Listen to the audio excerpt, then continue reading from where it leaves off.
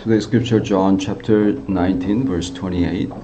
After this, Jesus, knowing that all things had already been accomplished to fulfill the scripture, said, I am thirsty.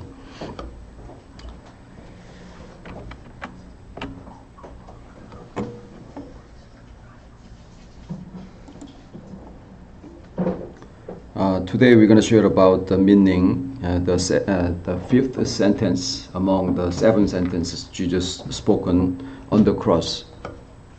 He said, "I'm thirsty." That is because he had lost a lot of portion of the blood. So naturally, he must have felt kind of thirsty, very seriously. So if we're going to focus on the fact that Jesus has lost the blood to reach the death, we are just try to feel about the severity of the pain and the difficulties on the cross. But the reason why we have been saved on the cross and the crucifixion is not because of the severity of the crucifixion. So nowadays, of course, we know that incident had been happening long time ago, 2,000 years ago, practically. However, more important thing is that current address of Jesus and the meaning of the crucifixion is not disappeared. That has been revealed through the personality of our living and the day of today. So we call that is interpretation. So that change, of course, the memory of the past 2,000 years is very important, but additionally, we need to have interpretation to be applied to our practical living. So that's why we're gonna search if there is a kind of a hint to figure out the hidden meaning of the 5th sentence. We can find that. That is to fulfill the scripture. So with that expression, naturally, we gonna follow the guidance of the record, the expression to fulfill the scripture. If Jesus said just because of the thirsty on the cross, then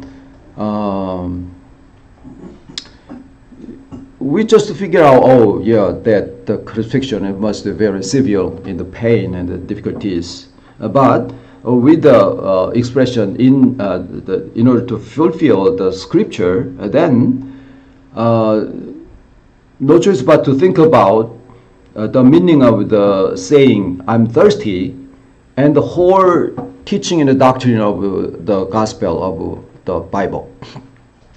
That's the point we're going to share about today.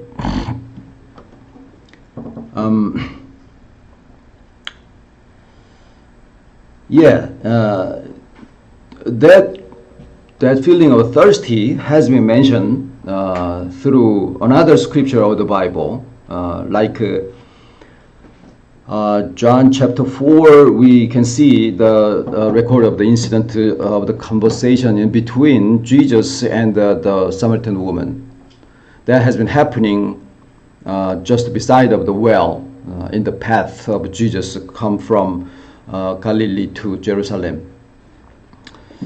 At the time, many people used to think, kind of misunderstanding, used to think that woman has a very complicated past because Jesus mentioned about her past related to 5 different persons, 5 different husbands or something, and the current husband is not actually your husband. You're correct, or something like that. However, the topic of the conversation between Jesus and the Samaritan woman was about the living water, very spiritual and very deep concept in the path of the Christianity. So it's not the conversation, it's not the topic of talking with some anonymous some just complicated woman or something like that. And through conversation with Jesus and that woman, finally she came to recognize Jesus is Christ, and came to confess, "You are Christ." And after that, two things had happened. The first one is she returned to the village and the town to speak out to everybody. "Hey, behold, I met someone who seems to be Christ. We have been waiting for. Just come and see." Blah blah blah. And the second thing happened to Jesus. When the disciples came to Jesus and gave some food, at the time Jesus mentioned about some kind of food you cannot recognize. "I have eaten already. I'm full." But actually Jesus didn't drink any water. Jesus had not eaten any food at the time. The fact the food or the thirsty has been solved with the confession of that woman to Jesus as a Christ. So the final goal of or the purpose of the mission of Jesus at the time is to let people know he is Jesus, he is the Christ. Then that kind of confession was possible only because Jesus has been existing in that time, in that place as one of the person, individual person. But at this moment, we don't have to try to find out, is there any Christ in here? Who is Christ at this moment? No, we don't have to do that. Because Jesus has fulfilled everything and transformed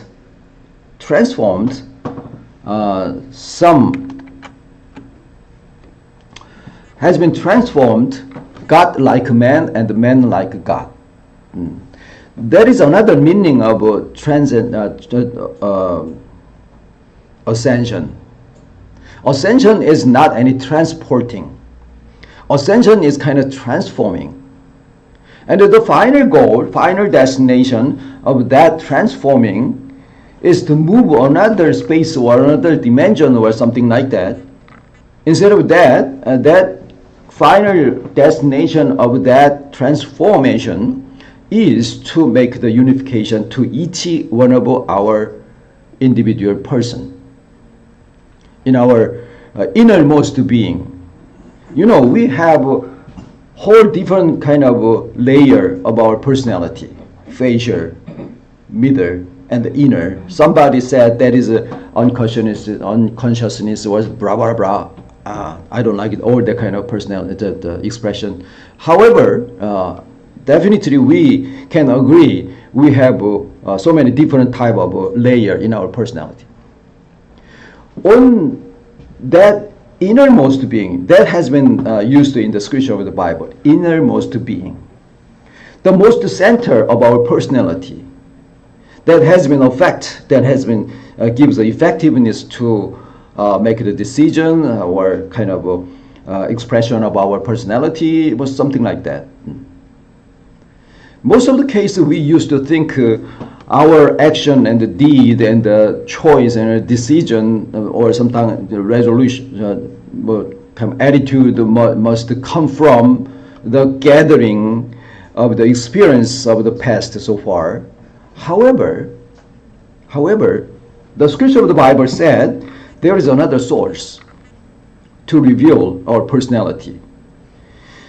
That is kind of a door or gate to connect with the world of eternity. The most interesting and the mysterious factor of the human being who has been made according to the image of God, the divine nature, is that the fact that we have the gate to connect to the world of eternity in our personality. Many people has lost that kind of feeling and that fact. So just consider our personality as the gathering of the experience of the past. So I have lived in that way, so is to be in that way, same way. However, the Bible said Jesus put the throne of the Lamb in our innermost being, whether we recognize it or not. So when we're going to listen to that interpretation of the gospel, we came to have the recognition the way who I am, not only according to the past of the experience, but also the fact that Jesus put the throne of the Lamb in our innermost being. It's kind of unification. I'm not alone anymore. We are unified with the Lord. The Lord has been transformed, God like a man and the man like a God. So this is our confession to Jesus. You are Christ. Not to any individual person standing separated from us, but in the recognition the way who I am, we confess Jesus has been unified with our personality. That's our modern confession for the Christianity.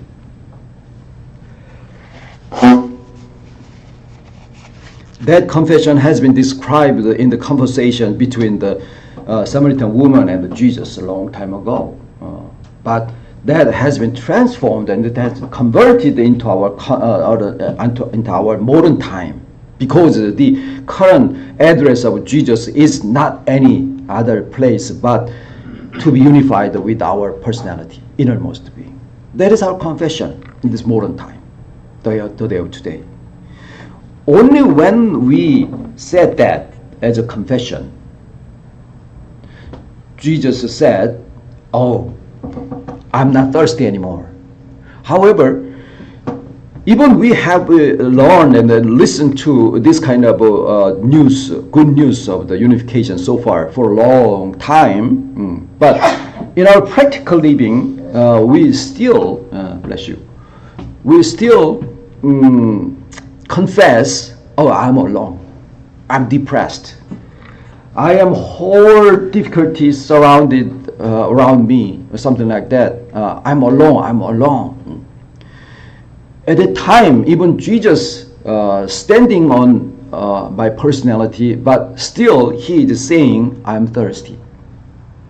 So only when we confess, "I am unified with the Lord," as a unification, at a time the thirsty of Jesus Christ will be served, will be disappear. So now is the time to confess. Jesus is not separate from us. Jesus is not any other place. Jesus is not leave us alone, but to make the unification. That is the final understanding of his calling, Emmanuel. Everybody have heard about the expression Emmanuel more than one time. That is a Hebrew sentence, has been translated in English, "God is with us." That is a core, compact expression of this gospel, of the whole Bible. God is with us. That is another expression of the unification with the Lord. So, just to feel about that, and have the meditation and the prayer with that. Don't make your brain, your mind empty.